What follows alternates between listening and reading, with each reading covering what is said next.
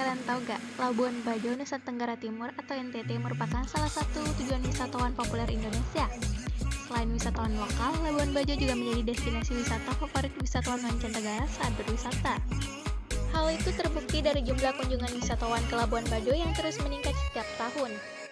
Bahkan, Labuan Bajo didapuk menjadi salah satu dari 5 destinasi wisata super prioritas. Pemerintah akan memfokuskan pembangunan, pengelolaan, dan pengembangannya ke 5 destinasi tersebut.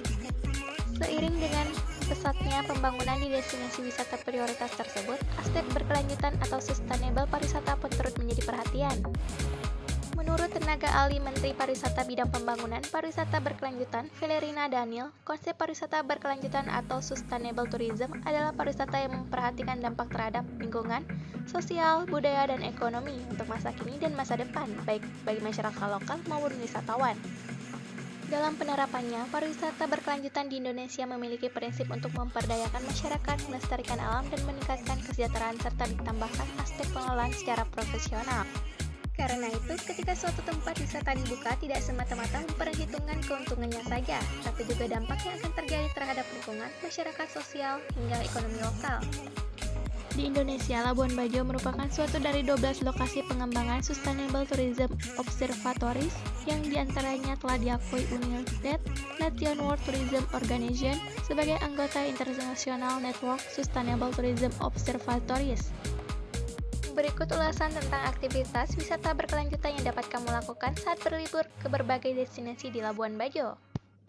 Melihat komodo dari dekat saat berkunjung ke Labuan Bajo rasanya tidak lengkap jika belum melihat komodo dari dekat di Taman Nasional Komodo. Destinasi wisata ini merupakan rumah bagi hewan komodo, berbagai jenis burung, rusa, dan 254 spesies tanaman yang berasal dari Asia dan Australia. Terdapat 3 pulau besar yang masuk dalam kawasan Taman Nasional Komodo, yakni Pulau Komodo, Pulau Pudar, dan Pulau Rinca. Pulau Komodo adalah habitat asli komodo yang memiliki luas sekitar 300 hektar. Di sini terdapat 1.727 ekor komodo yang dibiarkan bebas tanpa diberi makan. Oleh karena itu, ketika berkeliling Pulau Komodo disarankan menggunakan pemandu bersertifikat atau berpengalaman. Pasalnya, pemandu bersertifikat mengetahui bagaimana kebiasaan dan tingkah laku komodo sehari-hari. Selain itu, pemandu juga mengetahui hal-hal apa saja yang boleh tidak boleh dilakukan ketika bertemu komodo secara langsung. Pendampingan dengan pemandu tidak hanya memastikan keamanan kamu selama berwisata, tetapi juga memastikan keamanan dan keselamatan komodo. Menyelam bersama parimanta. Selain komodo, parimanta menjadi salah satu hewan yang paling diincar wisatawan saat berkunjung ke Labuan Bajo. Parimanta atau manta birostoris adalah salah satu spesies ikan pari paling besar di dunia. Ketika dewasa, ukuran hewan ini bisa mencapai 7 meter dari ujung sirip satu ke sirip lain.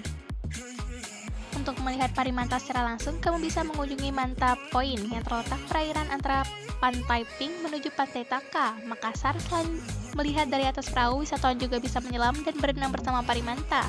Namun, yang perlu diingat untuk berenang dan menyelam dibutuhkan surat izin khusus ke Taman Nasional Komodo. Hal ini dilakukan untuk membatasi jumlah wisatawan yang menyelam agar tidak mengganggu parimanta.